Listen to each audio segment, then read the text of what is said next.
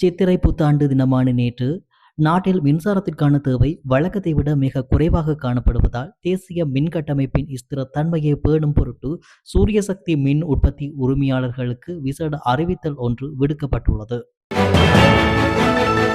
நாடளாவிய ரீதியில் முன்னெடுக்கப்பட்ட விசேட போதைப்பொருள் தடுப்பு நடவடிக்கையின் போது கடந்த 24 மணித்தியாலங்களில் மாத்திரம் 520 சந்தேக நபர்கள் கைது செய்யப்பட்டுள்ளதாக காவல்துறையினர் தெரிவித்துள்ளனர்.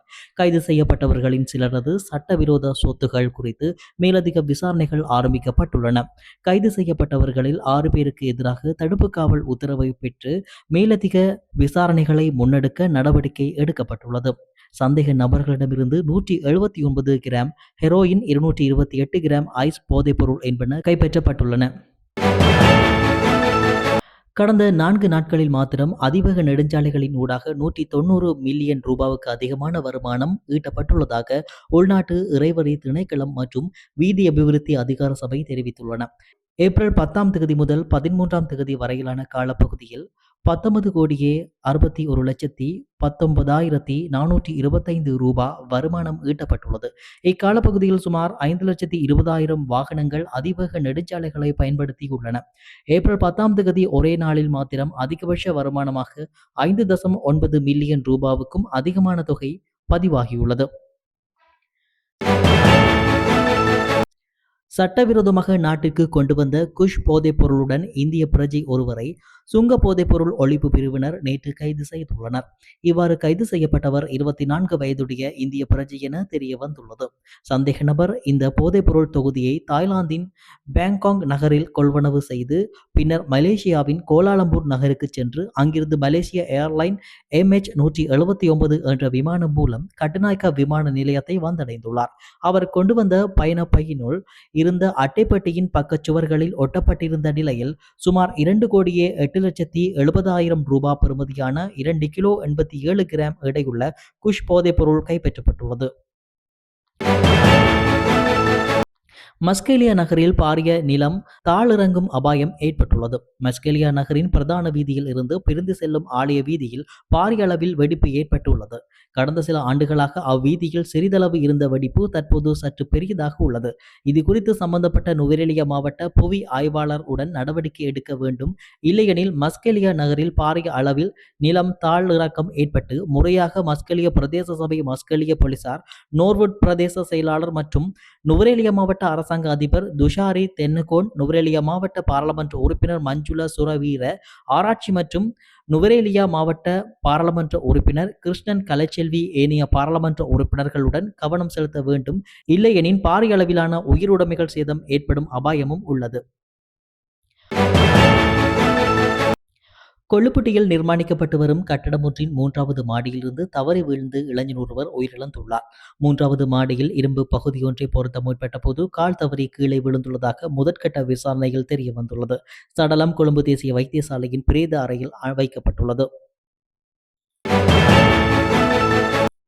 அடுத்த 24 மணித்தியாலத்திற்கான நாட்டை சூழவுள்ள கடற்பரப்பிற்கான வானிலை முன்னறிவிப்பு கொழும்பிலிருந்து காலி மற்றும் ஹம்பாந்தோட்டை ஊடாக மட்டக்களப்பு வரையான கரையோரத்திற்கு அப்பாற்பட்ட கடற்பரப்புகளில் பல இடங்களில் மழையோ அல்லது இடியுடன் கூடிய மழையோ பெய்யக்கூடிய சாத்தியம் காணப்படுகின்றது.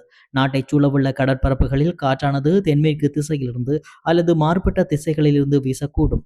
காற்றின் வேகமானது மணித்தியாலத்திற்கு 20 தொடக்கம் 30 கிலோமீட்டர் வரை காணப்படும் என எதிர்பார்க்கப்படுகிறது. நாட்டை சூழவுள்ள கடற்பரப்புகள் சாதாரண அலையுடன் காணப்படும் என எதிர்பார்க்கப்படுகிறது. இடியுடன் கூடிய மழை பெய்யும் நேரங்களில் கடல் பகுதிகளில் அவ்வப்போது பலமான காற்று வீசுவதுடன் அக்கடற்பிரதேசங்கள் மிகவும் கொந்தளிப்பாக காணப்படும். அஜாக்கிரதையாகவும் வாகனங்களை செலுத்த வேண்டாம் என மக்களிடம் போலீசார் கோரிக்கை விடுத்துள்ளனர். பண்டிகை காலங்களில் இடம்பெறும் வீதி விபத்துகள் அதிகரித்து வருவதால் இந்த எச்சரிக்கை விடுக்கப்பட்டுள்ளது. அதேவேளை புத்தாண்டு புறப்புடன் சுற்றுலா பயணங்களை மேற்கொண்டும் உறவினர்கள் வீடுகளுக்கு சென்றும் நீர்நிலைகளில் கவனஈனமான முறையில் நீராடுவதை தவிர்க்குமாறு போலீஸ் ஊடக பேச்சாளர் உதவி போலீஸ் அத்தியட்சகர் எப்ஜூ வுட்லர் பொதுமக்களிடம் கோரிக்கை விடுத்துள்ளார்.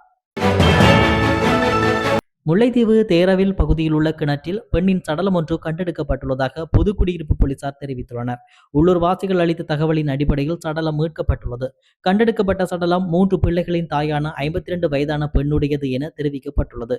பிரேத பரிசோதனைக்காக சடலம் முல்லைத்தீவு வைத்தியசாலையின் பிரேத அறையில் வைக்கப்பட்டுள்ளது.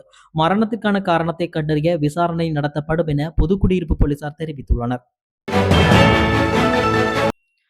புத்தாண்டு வாரத்தில் விபத்துகளால் மருத்துவமனையில் அனுமதிக்கப்படுவோரின் எண்ணிக்கை அதிகரித்துள்ளதாக சுகாதார அதிகாரிகள் தெரிவித்துள்ளனர். நாடளாவிய ரீதியில் அண்மை காலங்களில் ஏற்பட்ட விபத்துகள் காரணமாக சுமார் 29,000 பேர் மருத்துவமனைகளில் சிகிச்சை பெற்று வருவதாக தெரிவிக்கப்படுகிறது. குறித்த விடயத்தை தொற்றுநோய் பிரிவின் விபத்து தடுப்பு பிரிவின் சமூக நல மருத்துவ நிபுணர் சமித ஸ்ரீதுங்க தெரிவித்துள்ளார். ஒவ்வொரு ஆண்டும் சுமார் 13 லட்சம் பேர் விபத்துகளால் மருத்துவமனையில் அனுமதிக்கப்படுவதுடன் அவர்களில் பெரும்பான்மையானோர் புத்தாண்டு காலங்களிலேயே அனுமதிக்கப்படுவதாகவும் அவர் குறிப்பிட்டுள்ளார். மேல் மாகாணத்துடன் ஒப்பிடுகையில் மற்ற மாகாணங்களின் விபத்துகள் அதிகமாக ஏற்படுவதாகவும் சமூக மருத்துவ நிபுணர் சமித ஸ்ரீதுங்க தெரிவித்துள்ளார். ஈரான் போர் ஆரம்பமானதிலிருந்து உலகளாவிய ரீதியில் மசகு எண்ணெய் மற்றும் எரிபொருள் விலைகள் முன்னெப்போதும் இல்லாத வகையில் அதிரடியாக உயர்ந்துள்ளன. சர்வதேச சந்தையில் நேற்றைய தினம் தங்கத்தின் விலையில் அதிகரிப்பு ஏற்பட்டுள்ளது. அதற்கமைய நேற்றைய தினத்துடன் ஒப்பிடுகையில் ஒரு அவுன்ஸ் தங்கத்தின் விலை 4,766.53 டாலர்களாக விற்பனையாகின்றது. அதே நேரம் ஒரு அவுன்ஸ் வெள்ளியின் விலை 76.25 டாலர்களாக விற்பனையாகின்றது. அதே நேரம் ஈரானின் கடல்சார் போக்குவரத்து மீது அமெரிக்கா விதித்துள்ள புதிய தடைகள் மற்றும் ஹோர்மோஸ் நிர்ணயில் எழுந்துள்ள பாதுகாப்பு அச்சுறுத்தல்கள் காரணமாக மசகு எண்ணெய் விலையிலும் நேற்று ஏற்ற இறக்கங்கள் பதிவாகியுள்ளன. உலக சந்தையில் ஒரு பீப்பாய் மசகு எண்ணெயின் விலை மீண்டும் 100 அமெரிக்க டாலர்களை கடந்துள்ளதாக சர்வதேச ஊடகங்கள் தெரிவிக்கின்றன. ஜாழ்ப்பாணம் அல்லைப்பட்டியில் பகுதியில் உள்ள தனியார் காணி ஒன்றிலிருந்து மனித எலும்பு சிதிலங்கள் மீட்கப்பட்டுள்ளன. குறித்த காணியை பார்வையிட சென்ற நபர் ஒருவர் அப்பகுதியில் மனித எச்சங்கள் காணப்படுவதை கண்டறிந்து உடனடியாக அவசர சேவை இலக்கத்திற்கு தகவல் வழங்கியுள்ளார். அதனைத் தொடர்ந்து சம்பவ இடத்திற்கு விரைந்த ஊர்காவல்துறை போலீசார் ஆரம்பகட்ட விசாரணைகளை முன்னெடுத்தனர். விசாரணைகளின் போது அக்காணிக்குள் உள்ள மரம் ஒன்றில் தூக்கிட்டு உயிரிழந்திருக்கலாம் என்பதற்கான அடையாளங்கள் காணப்பட்டுள்ளன. மேலும் மரத்திற்கு அருகே மனித எலும்பு சிதிலங்கள் ஆங்காங்கே சிதறிய நிலையில் இருந்ததாகவும் தெரிவிக்கப்பட்டுள்ளது.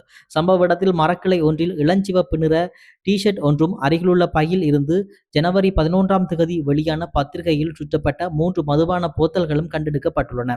அத்துடன் கிழிந்த நிலையில் கருப்பு நிற நீள்கால் சட்டை ஒன்றும் காணப்பட்டதாகவும் அது உயிரிழந்தவருடையதாக இருக்கலாம் எனவும் போலீசார் தெரிவிக்கின்றனர். பொலனறுவை பொது மருத்துவமனையில் கழிவுநீர் தொட்டியில் நேற்று காலையில் குழந்தையின் சடலம் ஒன்று கண்டெடுக்கப்பட்டது. மருத்துவமனை ஊழியர் ஒருவர் குழந்தையின் சடலத்தை கண்டு காவல்துறைக்கு தகவல் தெரிவித்த பின்னரே இந்த சம்பவம் வெளிச்சத்திற்கு வந்துள்ளது. சடலம் தொடர்பான நீதி பிரதிநிதித்துவ விசாரணை நேற்று நடைபெற இருந்தது. மேலும் இதுகுறித்து விசாரணைகள் பொலனறுவையில் மேற்கொள்ளப்பட்டு வருகின்றன.